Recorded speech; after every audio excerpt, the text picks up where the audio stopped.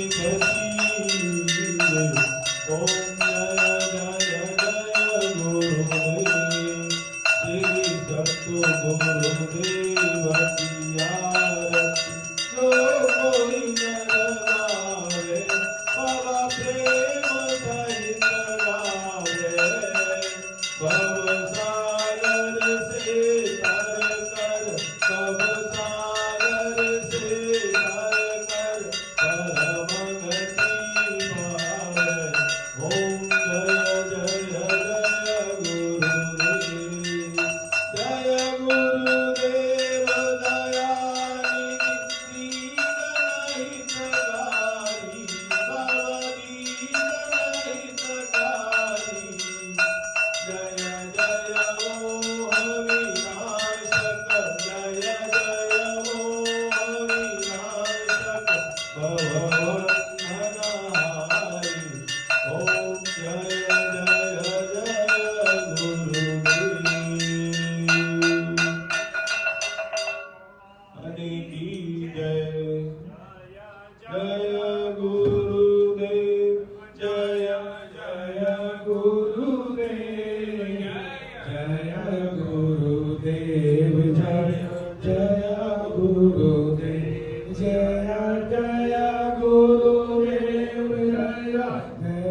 ગુરુદેવ જય શ્રી મા જય મા જય જય મા જય